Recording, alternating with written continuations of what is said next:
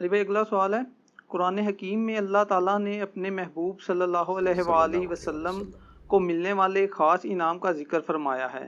اعوذ باللہ من الشیطان الرجیم، بسم اللہ الرحمن الرحیم، انا اعطیناک الکوثر۔ اس آیت مبارک میں الکوثر سے کیا مراد ہے؟ پلیز وضاحت فرما دیں۔ دیکھیں، نبی صلی اللہ علیہ وآلہ وسلم کو اللہ تعالیٰ نے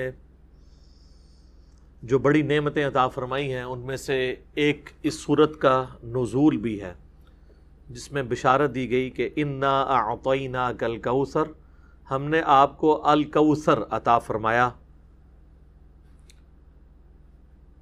فصل لربک وانحر، پس آپ نماز پڑھیں اور اپنے رب کا نام لے کر قربانی کریں۔ ان شانئک ھو الابتر، بے شک آپ کا دشمن ہی بے نام و نشان رہے گا۔ ظاہر ہے وہ کافر کہتے تھے آپ علیہ السلام کا کوئی بیٹا نہیں ہے، اور ظاہر ہے کہ عرب کے کلچر کے اندر بیٹے نہیں آگے مشن کو لے کے چلنا ہوتا تھا، تو وہ کہتے تھے کہ نبی علیہ السلام کے بچے بچپن میں فوت ہوئے، صرف بیٹیاں ہی ہیں، تو آپ کے مشن کو آگے لے کے کون چلے گا؟ تو اللہ تعالیٰ نے فرمایا کہ ہم نے تو اپنے نبی کو خیر کثیر عطا فرمائی ہے، آپ کو اللہ تعالیٰ کروڑوں روحانی بیٹے دے گا جو آپ کی دعوت قبول کرنے والے ہیں۔ اس کانٹیکسٹ میں صحیح بخاری میں ایک حدیث ہے کہ حضرت ابن عباس رضی اللہ تعالیٰ عنہما کہتے ہیں، امام بخاری اسی آیت کے کانٹیکسٹ میں اسے لے کے آئے ہیں، کہ یہ الکوثر سے مراد خیر کثیر ہے، یعنی ہر خیر آپ علیہ السلام کو کثرت کی تعداد میں دیا گیا، فضائل کثرت سے ہیں، آپ صلی اللہ علیہ وآلہ وسلم کی اولاد کثرت سے ہے، آپ صلی اللہ علیہ وآلہ وسلم کے فالورز کثرت سے ہیں، دنیا میں بھی اور جنت میں جانے والے بھی۔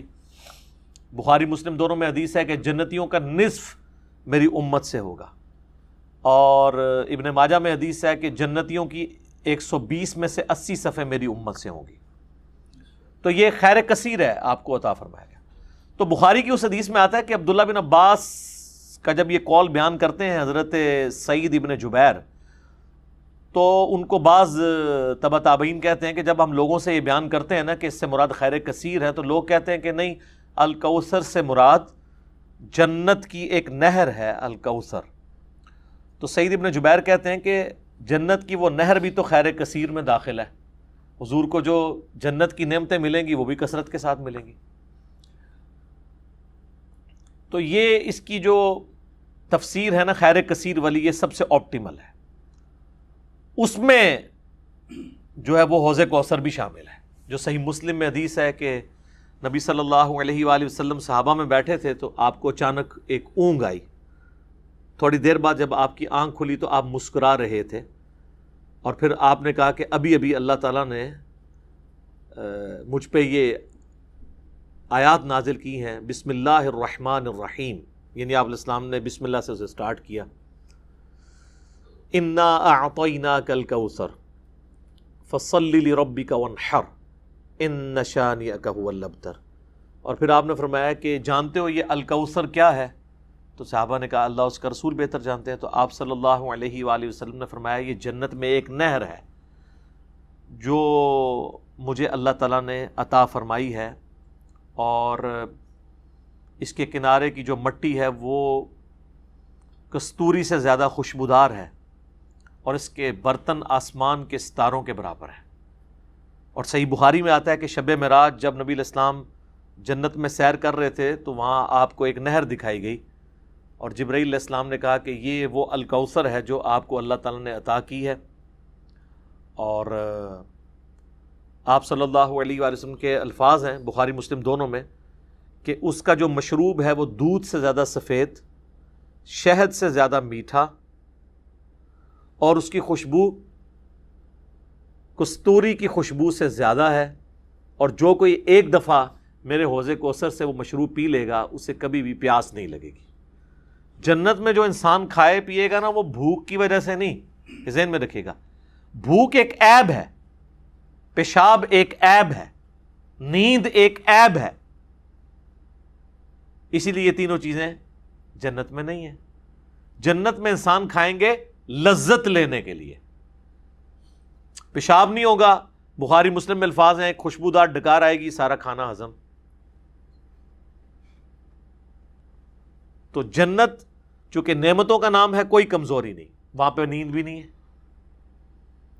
یہاں پہ تو ہم نیند کیوں یوز کرتے ہیں؟ تاکہ ہم نیکسٹ 24 گھنٹے میں پرفارم کر سکیں. یہ بلکہ بیٹری چارج ہوتی ہے. وہ میری خالہ جو ہے نا وہ بڑے پیارے الفاظ استعمال کرتی ہیں. ان کی بیٹیاں جب چھوٹی تھی نا تو سوئی ہوتی تھی نا تو کون سے پوچھتا تھا بیٹیاں کتنے، کہتے ہیں چارجنگ تے لائیاں نے. کیونکہ بچے جب اٹھتے ہیں نا پھر تو آپ ان کو سنبھال بیٹھے، جب تک یہ سونا نہ جائیں سکون نہیں آتا. تو وہ جو سوتے ہیں نا وہ چارجنگ پہ لگے ہوئے ہوتے ہیں، پھر جیسے صبح انہوں نے اٹھنا ہے نا ایٹھلی اوپرلی کر دینی ہے. تو قیامت میں جنت والے دن آپ کو جنت میں چارجنگ کی ضرورت نہیں ہے، بلکہ نیند وہاں پہ ضرورت ہی نہیں. اللہ تعالیٰ نے ویسے ہی انسان کو اتنی انرجی دی ہوئی ہوگی. تو لہٰذا آپ علیہ السلام کا جو فرمان ہے نا کہ جو ایک بار پیے گا وہ کبھی پیاسا نہیں ہوگا. تو کسی کے ذہن میں خیال آ سکتا ہے کہ پیاسا نہیں ہوگا تو پھر پانی کی لذت کیا؟ وہ اللہ تعالیٰ نے جنت کی نعمتوں میں لذت ہی اتنی رکھی ہے کہ انسان لذت کی وجہ سے اس کو استعمال کرے گا. اور پھر انہی احادیث میں بخاری و مسلم کے موجود ہے کہ میرے حوض کوثر پہ پھر ایسے لوگ بھی لائے جائیں گے جنہیں میں پہچانتا ہوں گا، اور جب میں انہیں مشروب پلانے لگوں گا تو میرے ان کے درمیان ایک آڑ قائم کر دی جائے گی. تو میں کہوں گا یہ تو میرے صحابہ ہیں، اصحابی اصحابی. امتی والی روایتیں بھی ہیں بخاری مسلم میں، اصحابی والی بھی ہیں.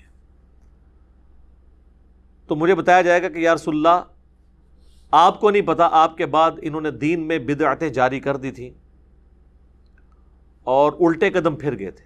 تو آپ صلی اللہ علیہ وآلہ وسلم فرماتے ہیں کہ پھر میں کہوں گا سحقا سحقا لمن غیر بعدی، ان پہ پھٹکار ہو، ان کو مجھ سے دور کر دو جنہوں نے میرے بعد میرے دین کو بدل دیا. یہ حدیث بخاری اور مسلم دونوں میں ہے، اور حوض کوثر والے چیپٹر میں امام مسلم اسے لے کے آئے ہیں، بخاری میں موجود ہے. اس حدیث پہ کامنٹس ہیں عبداللہ ابن ابی ملیکہ تابعی کے. وہ جب بھی حدیث بیان کیا کرتے تھے تو وہ کہا کرتے تھے اے اللہ ہم تجھ سے یہ دعا کرتے ہیں کہ تیرے نبی کی وفات کے بعد ان کے دل سے الٹے قدم نہ پھریں، آمین ثم آمین. تو اللہ تعالیٰ ہمیں حوض کوثر پہ آپ صلی اللہ علیہ وآلہ وسلم کے مبارک ہاتھوں سے مشروب نصیب فرمائے. یہ دعا انسان کو اپنے لیے کرنی چاہیے. ظاہر ہے کہ وہ اہل جنت ہوں گے. اور بخاری مسلم میں کہ اس کے جو برتن ہیں نا وہ برتن ہی آسمان کے ستاروں کے برابر اس کی تعداد ہے. پورا ایک نقشہ کھینچا گیا. آپ مشکات کی 30 جلد میں حوض کوثر اور شفاعت والا چیپٹر نکالیں تو آپ کو وہ ساری احادیث مل جائیں گی. ترمذی اور ابن ماجہ میں ایک وہ حدیث بھی بڑی مشہور ہے جو حضرت انس ابن مالک کہتے ہیں کہ یا رسول اللہ کیا میری شفاعت کریں گے؟ تو آپ فرمایا میں کروں گا. تو یا رسول اللہ قیامت والے دن میں آپ کو کہاں تلاش کروں؟ تو آپ علیہ السلام فرمایا میزان عمل پہ آ جانا جہاں میرے امتیوں کے نام اعمال تل رہے ہوں گے. یا رسول اللہ وہاں نہ پاؤں تو فرمایا حوض کوثر پہ آ جانا.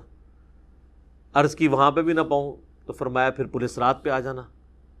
کہا وہاں پہ بھی نہ پاؤں تو آپ فرمایا میں ان 3 جگہوں کے سوا کہیں اور نہیں ہوں گا. یا میں حوض کوثر پہ ہوں گا اپنے پیاسے امتیوں کو مشروب پلا رہا ہوں گا، یا پھر میزان عمل پہ ہوں گا شفاعت کے لیے، یا پھر میں پولیس رات پہ ہوں گا اپنے امتیوں کے لیے سلامتی کی دعا کرنے کے لیے. تو یہ 3 جگہیں ہیں جہاں پہ آپ صلی اللہ علیہ وآلہ وسلم کو قیامت والے دن تلاش کیا جا سکتا ہے انشاءاللہ تعالی. تو یہ حوض کوثر میں وہ خیر کثیر جو ہر طرح کی آپ کو عطا کی گئی وہ بھی شامل ہے، اور اسپیسیفکلی حوض کوثر جو ہے وہ بھی. حتیٰ کہ جو بخاری اور مسلم میں حدیث ہے آپ نے اپنی وفات سے 1 مہینے پہلے خطبہ دیا تھا غزوہ احد کے شہداء پر، جو آپ نے نماز جنازہ دوبارہ پڑھی تھی 8 سال بعد. اس میں الفاظ ہیں آپ نے فرمایا کہ میرا ممبر جو ہے وہ حوض کوثر پہ لگا ہوا ہے. یہ والے جو الفاظ ہیں یہ دوسری حدیث میں، کیونکہ وہاں پہ ممبر نہیں تھا. یہ الفاظ ہیں بخاری اور مسلم کی وہ حدیث کہ میرے گھر سے میرے ممبر سے میرے گھر تک جنت کے ٹکڑوں میں سے ایک ٹکڑا ہے ریاض الجنہ. اس میں الفاظ ہیں اور میرا ممبر جو ہے وہ حوض کوثر پہ لگا ہوا ہے. یعنی آپ علیہ السلام وہ دیکھ رہے تھے حوض کوثر کا منظر، ٹائم میں گزار کے آپ کو دکھایا گیا. وہ جو بخاری مسلم کی وہ والی حدیث ہے عقبہ بن عامر والی، جو شہدائے احد پہ آپ نے 8 سال بعد جنازہ پڑھا اپنی وفات سے 1 مہینہ پہلے. اور عقبہ ابن عامر کے الفاظ ہیں یہ آخری دفعہ میں نے رسول اللہ کو ممبر پہ دیکھا، اس کے بعد میں نے آپ کو نہیں دیکھا. تو اس میں الفاظ ہیں آپ نے فرمایا کہ میں اپنے حوض کوثر کو اس وقت بھی دیکھ رہا ہوں، اور دیکھنا میرے بعد جو ہے وہ مجھے تم سے ہی خطرہ نہیں کہ تم شرک میں مبتلا ہو جاؤ گے، بلکہ مجھے خطرہ ہے کہ تم دنیا کے مال میں پڑ جاؤ گے اور پھر اس کی لالچ میں ایک دوسرے کو قتل کرو گے اور تم بھی تباہ و برباد ہو جاؤ گے جس طرح اگلی قومیں تباہ و برباد ہو گئی۔ تو اس میں بھی حوض کوثر کے الفاظ موجود ہیں۔ اور پھر میرے کربلا والے ریسرچ پیپر میں بھی آپ کو پتہ ہے ایک حدیث ہے جو میں نے حوض کوثر کا ذکر اس حدیث کے اندر بھی موجود ہے۔ جب وہ سنن ابی داؤد کی ایک حدیث ہے نا، وہ عبید اللہ ابن زیاد کے پاس ایک وہ آتا ہے، ہاں یہ ابو داؤد کے اندر 4749 ہے۔ ابو طالوت تابعی کہتے ہیں کہ میں ابو برزہ کو میں نے دیکھا کہ وہ گورنر یزید عبید اللہ ابن زیاد کے پاس آئے جب کہ وہ دسترخوان پر تھا، تو اس نے ابو برزہ کو آتے ہوئے دیکھا اور کہا کہ یہ تمہارا ٹھگنا محمدی ہے۔ استغفر اللہ، ان کا قد چھوٹا تھا تو ان کا اے گینڈا محمدی، یعنی محمدی اس نے اس لیے کہا کہ وہ حضور کا صحابی تھا۔ تو یہ کتنی سخت توہین کی عبید اللہ ابن زیاد نے۔ یہ وہی خبیث ہے جس کے بارے میں بخاری میں 3748 نمبر حدیث ہے، جس میں امام بخاری نے حسین کے ساتھ علیہ السلام لکھا ہے کہ یہ حضرت حسین کے حسن میں کلام کرنے لگا تو انس ابن مالک نے کہا کہ رسول اللہ کے سب سے زیادہ مشابہت رکھنے والے حسین تھے۔ یہ وہی عبید اللہ ابن زیاد ہے۔ تو یہ صحابہ کے گستاخ ہیں، آل امیہ ہیں، یہ بنو امیہ کے خدمت گار۔ تو اب آپ دیکھیں جب اس نے یہ بات کی نا تو حضرت ابو برزہ اس کی طنزیہ بات کو سمجھ گیا۔ آپ نے فرمایا مجھے گمان نہیں تھا کہ میں ایسے لوگوں کے دور حکومت تک زندہ رہوں گا جو مجھے رسول اللہ کی صحبت پر آر دلائیں گے، کہ میری زندگی میں یہ وقت بھی آنا ہے کہ رسول اللہ کی وجہ سے ہمیں پوری دنیا پہ غلبہ ملا، اور اس غلبے کی حکومت کو جو لوگ انجوائے کر رہے ہیں عرب کے بدو، یہ رسول اللہ سے میری نسبت پہ مجھے آر دلائیں گے، کہ مجھے کہہ رہے ہیں کہ ٹھگنا محمدی، یعنی پنجابی سے کہنا گینڈا محمدی، نعوذ باللہ۔ تو اب اس نے فوراً پینترا بدلا، وہ کہنے لگا کہ محمد صلی اللہ علیہ وسلم کی صحابیت تمہارے لیے باعث زینت ہے، آر کا سبب نہیں۔ پھر کہنے لگا کہ میں نے تمہیں اس لیے بلوایا ہے کہ تم سے حوض کوثر کے بارے میں پوچھوں، کیا تم نے رسول اللہ سے اس کے بارے میں کچھ سنا ہے؟ تو ابو برزہ نے فرمایا ہاں، نہ ایک بار، نہ دو بار، نہ تین بار، نہ چار بار، نہ 5 بار، میں نے کئی مرتبہ رسول اللہ صلی اللہ علیہ وآلہ وسلم سے حوض کوثر کے بارے میں سنا، اور جو حوض کوثر کو نہ مانے اللہ تعالیٰ اسے اس کا پینا نصیب ہی نہ فرمائے۔ اور پھر سیدنا ابو طالوت کہتے ہیں کہ سیدنا ابو برزہ رضی اللہ تعالیٰ عنہ غصے کی حالت میں وہاں سے تشریف لے گئے۔ انہوں نے بدعا دی کہ جو حضور کے حوض کوثر کو نہیں مانتا اللہ تعالیٰ اس کو حوض کوثر نصیب ہی نہ کرے۔